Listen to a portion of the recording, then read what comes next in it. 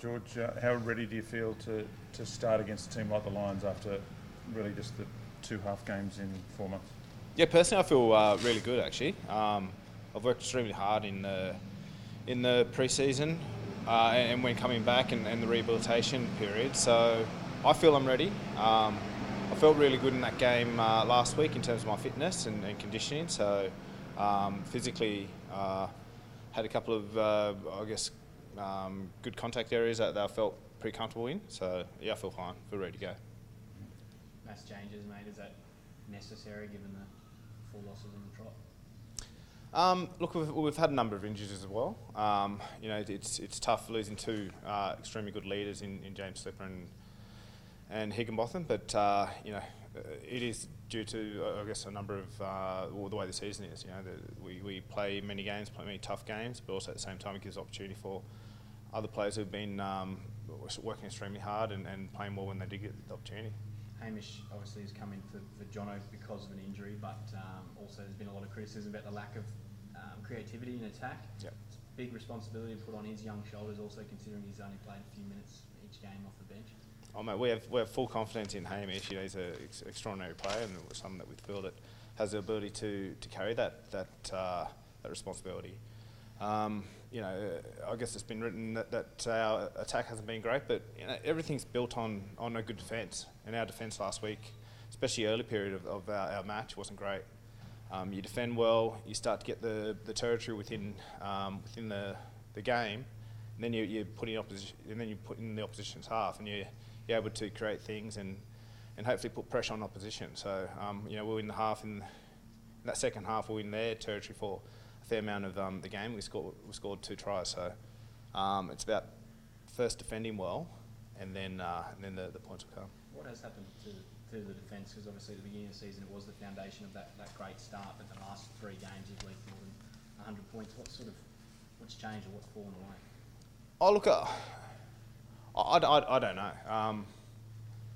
We work extremely hard during the week in regards to our defence. I guess it could be the concentration in periods of the match.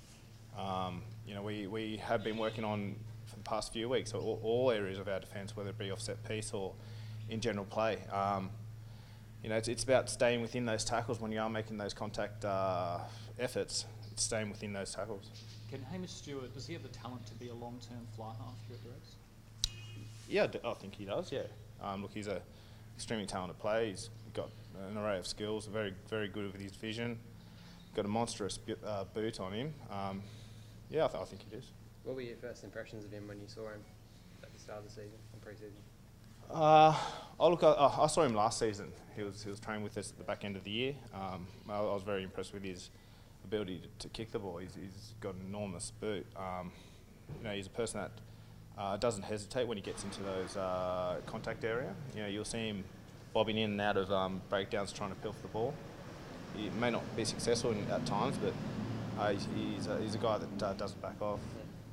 Another guy, young guy coming in, Jordy Patayev, his first start, he had a few really nice runs in the second half when you were on. What are your impressions of his skill set? I've been impressed with him since the first time he stepped on the field on the training paddock. He showed me up a couple of times, but that's not too hard to show a 37-year-old up. But he's got some. He's a big guy, very strong, very raw ability, but also he's not afraid to take players on the outside and try and show them up. He has respect for players, but when he's on the field, he doesn't show any. Has there been any talk this week, after the start of the game on the weekend, to sort of suck the life out of the stadium? Is there any talk on within the squad about ensuring that doesn't happen and showing those home fans that turned out that this side has improved on what we've seen in the last few years? Well, yeah, there has been improvements within our team, but full credit to the supporters that do come out. They're always. You can definitely sense that they are with us. They just want us to, whether it's make a good effort in a line out or in the scrum or whatnot. They're with us. We can feel that they're there. It's about repaying that and being ready from the outset. Our concentration wasn't great in that first 30, and it showed with the amount of missed tackles and the amount of territory he gave to the Chiefs. Under no illusions that this Lions team are a fantastic team. I remember playing them last season. how good they were off unstructured play, and how I guess cunning they can be with their quick taps and their ability to sniff out a try or broken defence. So I was hugely impressed with them. You played against them. Something to do with the youth, the age of the squad and stuff? Oh, look, no, I don't think so. Well, I think it has a bit. Look, I think across the board, the concentration needs to be there, regardless of the experience that the players have had, or the experience that the players who have played previously. So, concentration in little parts, I guess, in small detail, comes with experience, and I guess that may be reacting to a quick tap or just being able to position yourself in a tackle or whatnot. That's the concentration I'm talking about. It's not the things that you see out there as a general public. George, when you played a lot of Super Rugby, is this Lions team potentially the best style of South African team you've played against? I'm referencing, I guess, the Sharks, your first Super Rugby final, the Bulls when they won a couple of titles. Are they the most complete sort of South African team, you say? I don't know about complete, but I definitely feel they're a team that's adapted really well to the laws of the game now. The back row, I feel, are probably one of the best in the Super Rugby, just due to their ability to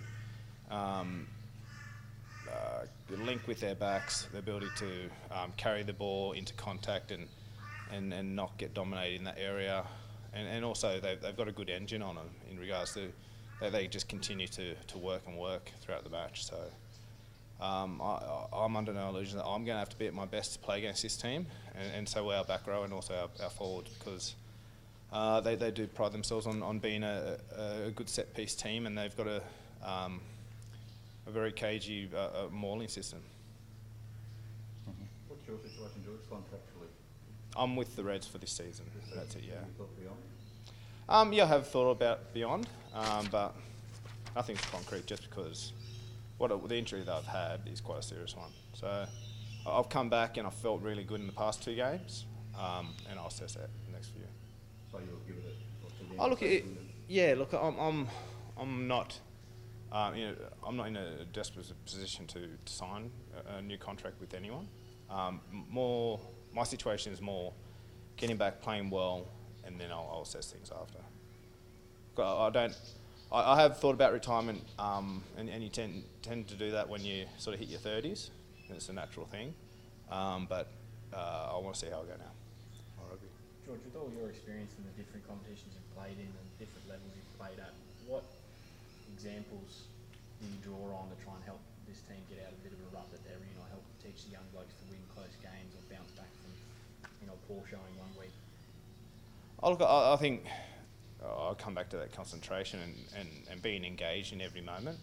I think it's very easy to look ahead or dwell on a mistake that's happened previously in a previous ruck or 10 seconds earlier or whatnot.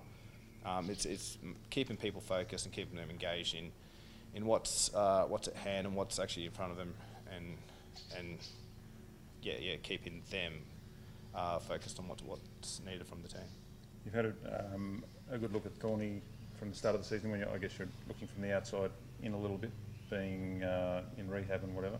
What do you think Thorny's stamp's been on the team, and what impresses you about what he's trying to do? I think the first and foremost, he has the respect of the players, and the players really are engaging in everything that he is putting out there. He's got technical nous around the set piece with the line-outs and scrums, and especially the contact area. It's an area that we've tried to work on and improve on, and he's been a big part of us developing that way. He's obviously had a lot of experience with the younger players within our team, and I think that's a huge positive for us, because guidance is needed not only from the senior players but also from the coaches who are there. I think the support from Swab and Tony McGunn have been fantastic for him. How is he strategically? We know, as a player, he was tough, you know, no nonsense, and he seems to be that way in his approach to coaching as well. But at times the team looks like they've lacked direction strategically. Is that something that he's got to work on, or is that coming from somewhere else? The reason you have assistant coaches is to assist you as well. We offer input as players, but strategically he's very apt in the forward play. I think that's a strength of his, and it's always been a strength of his when he played the game. It's just transferring that to the team, and I think he's done that quite well. George, with Hamish coming back and Quaid still playing club rugby, do you see a way back for him at all? I don't know whether you've spoken to him about his aspirations or where he's at. Oh look, I've spoke to Quaid, and we speak, about the normal things rather than football. So I think that conversation has already been determined by Brad and I guess that positions with the QRU and Rupa. So. But we have full confidence in Hamish. He's developed into a fine player, and he's still developing. And the two playmakers that we have, we're very comfortable with. Just on a friend level, do you feel for Quaid and the situation he's going through? Oh look, that situation is very separate to what we're doing here with the Queensland Reds. As friends, you support your friends, and that's how it is. Kind of symbolic maybe this weekend then with Hamish stepping in, a good chance to, without putting too much pressure on him, kind of start the next generation of Reds playmakers. Look, I think Hamish is a player that builds on confidence, and he's a person that's, although he's had limited time off the bench, you'll see him growing confidence coming on the starting team. So is it a new era? If you look across our team, there's a number of new players within the squad. So you could say probably it is a new era. That's not indicating what you're speaking about with Quaid. It's more, there's always a changing of players, of rotation of players. And we've had a list of players who aren't in the team from last season, who are senior players, and that's just the way things develop and so on. Thanks, George.